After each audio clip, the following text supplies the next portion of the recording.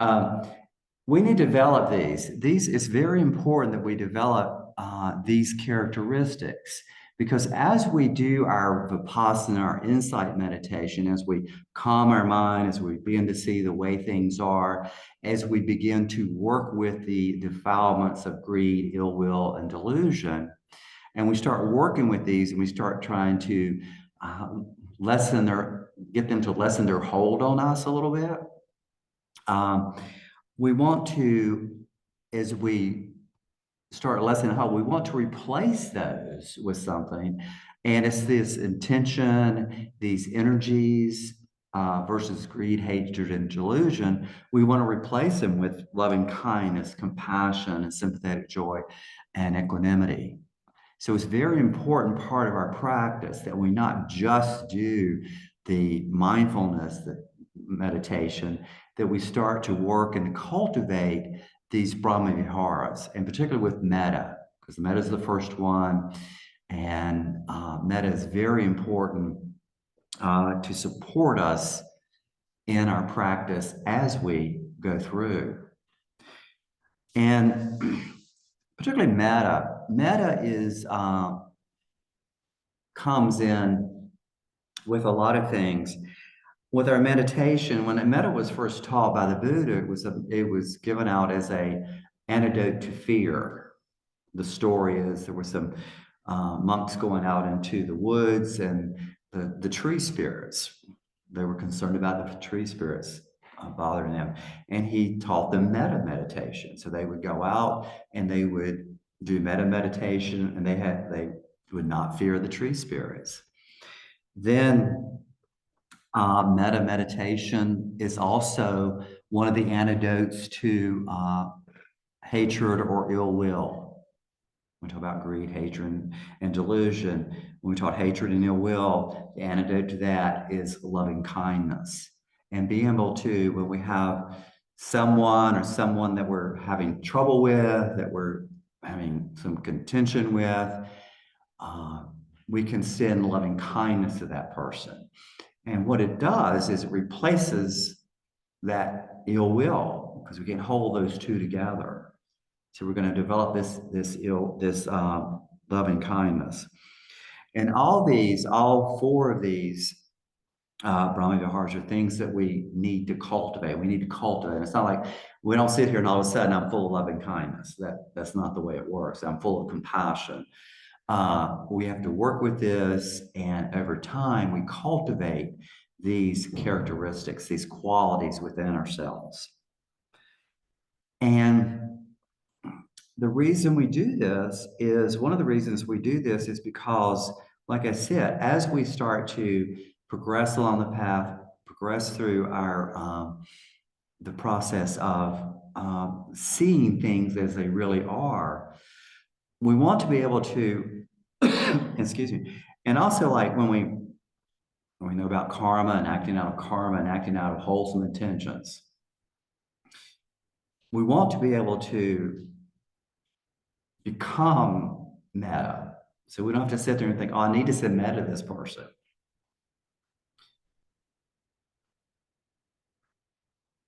Excuse me. We want that to be our natural state of being. So when someone comes up to ill will, we automatically respond with loving kindness. That becomes our state of being. That's why they are divine abodes. That's where we want to be. We want to be able to operate out of those in a natural way.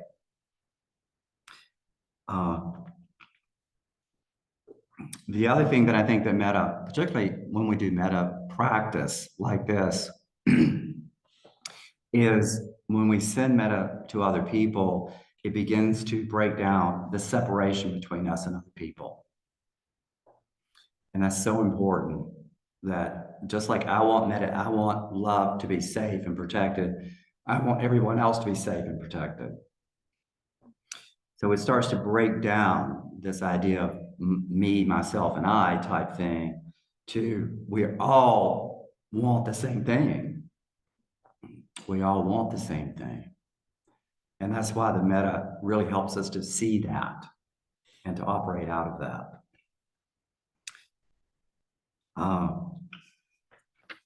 So tonight we will be doing a guided meta meditation. And some of the logistics around that are, um, and the way we used to do it, we go through certain groups. Well, we're going to go through certain groups, and we're going to branch out. The Buddha taught it sometimes. He says, a disciple dwells pervading one direction with his heart filled with loving kindness. Likewise, the second, the third, the fourth direction. Above, below, around, he dwells pervading the entire world, everywhere and equally, with his heart filled with kindness, abundant, grown great, measureless, free from ill will, and free from distress. So we'll be doing a combination of that. And when we do loving kindness meditation, we don't have to be quite as rigid as we do when the other one. So your posture should be more relaxed, a little bit relaxed. We still want to be attentive, but a bit more relaxed.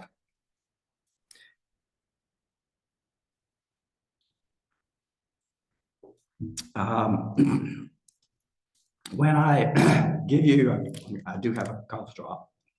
Maybe that will help. When I suggest someone for you to, like a certain person, kind of pick the first person that comes to mind. You don't want to spend a whole lot of time thinking of this person, that person I should send it to. Pick the first one that comes to mind and go with that. And I remember when I went on a meditation retreat one time. I'm not the feeling type. And I thought, oh, I beat myself up because I wasn't feeling this matter coming, this loving kindness. That's perfectly okay. And then I realized the teacher was saying, and this was the teacher's there, and it was like, yeah, it's okay. This is still doing what it needs to do. Even if you don't feel that gush of loving kindness, that's perfectly okay. We are doing, it will happen. We're trying to work on ourselves. So take your posture, comfortable, relaxed. We'll be here for maybe 40 minutes.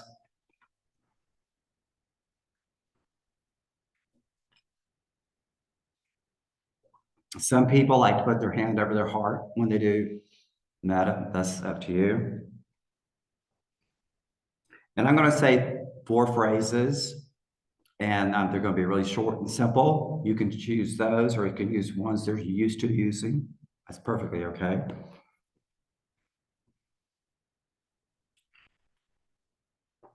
So let's get started. The first person, take a moment to kind of breathe in where you are, come into the room, come into that. Ignore my voice, scratchy and raspy as it is.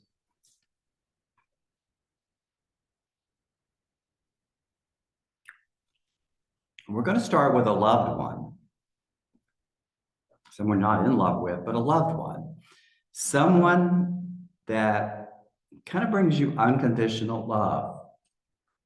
Then when you see this person and you just feel close to them, you don't have to think about it. This could be, a parent or a grandparent, could be a pet.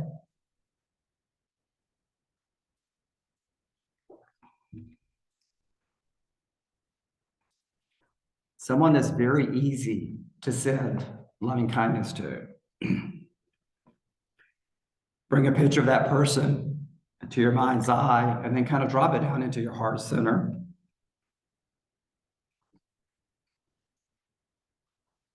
May you be safe. May you be healthy. May you be happy.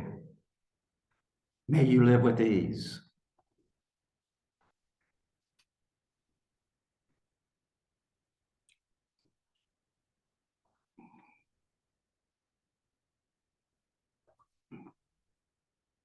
Continue to repeat these phrases with that person in mind.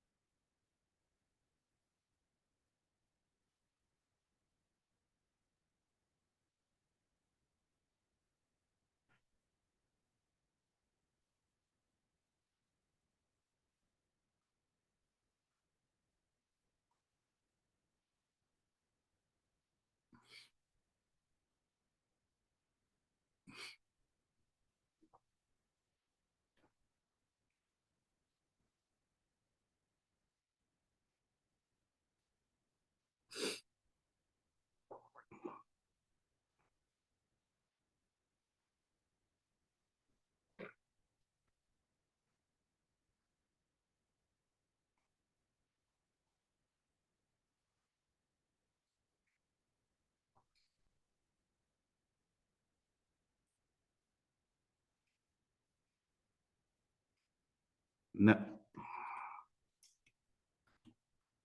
now we want to direct this loving kindness that we've started to develop. We want to direct it to ourselves. Sometimes this is difficult to do.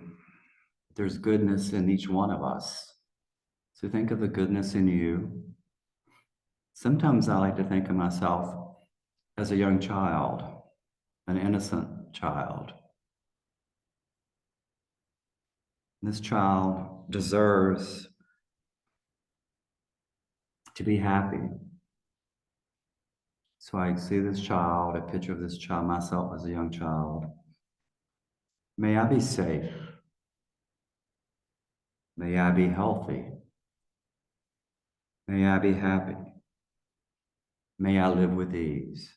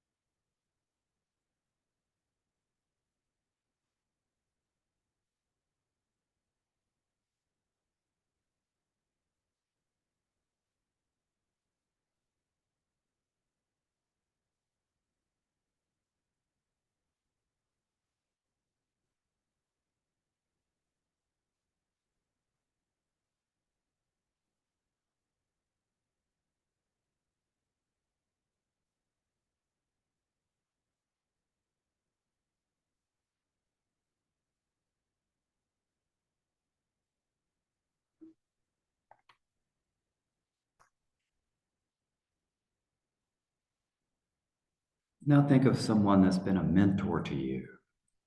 someone that might have helped you through a difficult time, maybe a teacher, someone you go to now to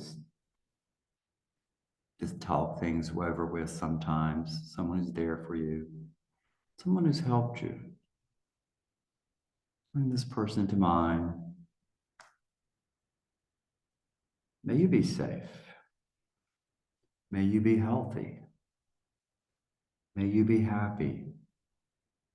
May you live with ease.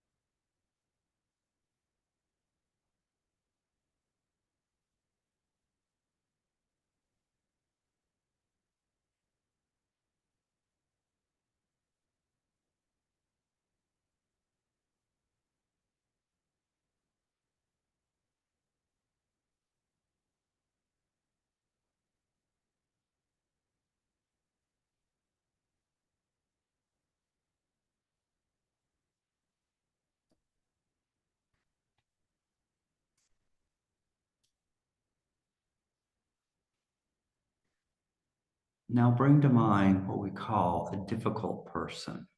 This is not the most difficult person in your life. It's maybe just someone that you have some tension with, someone at work that you have some conflict with, maybe someone you saw over the holidays.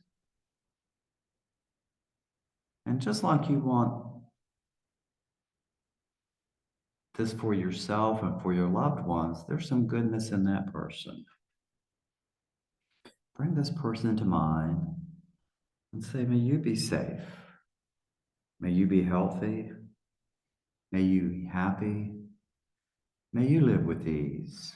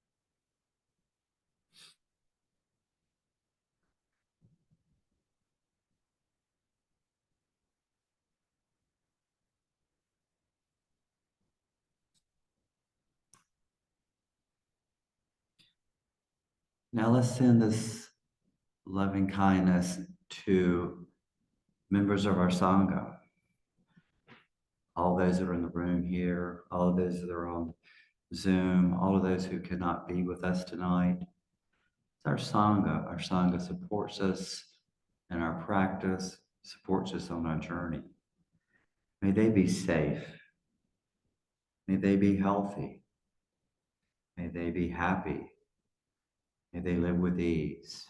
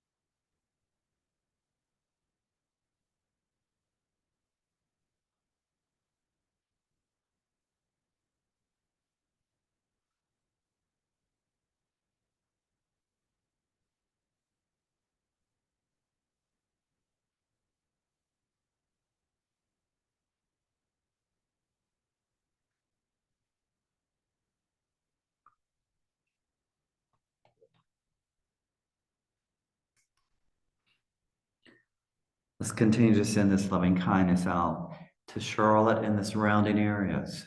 This is our broader community, friends, family, acquaintances, people that we come in contact with during the week.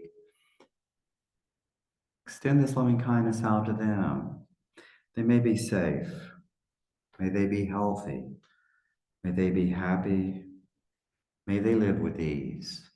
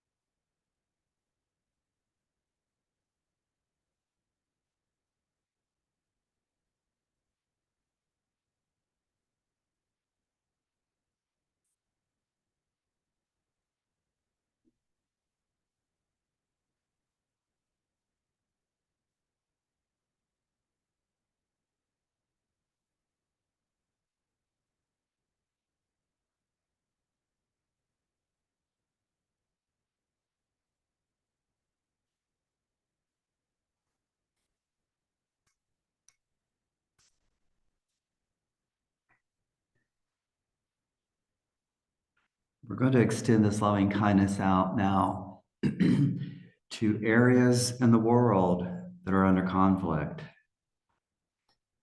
There are many areas now, Ukraine, Middle East, Africa, where people are in conflict. And sometimes we feel like there's not much we can do. We can send loving kindness there. We can send loving kindness to the people that are in conflict. And remember, we're also sending this loving kindness to the people that are causing the conflict. We send loving kindness without exception. We send it to everyone. So all those people living in conflict, may they be safe, may they be healthy, may they be happy, may they live with ease.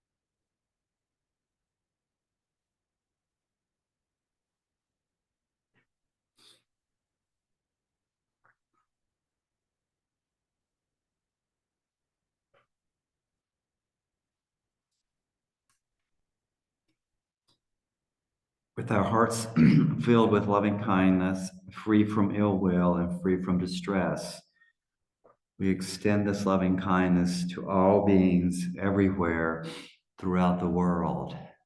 those above the earth, below the earth, air, the sea, the ground, without exception. May all beings be safe. May all beings be healthy. May all beings be happy. May all beings live with ease.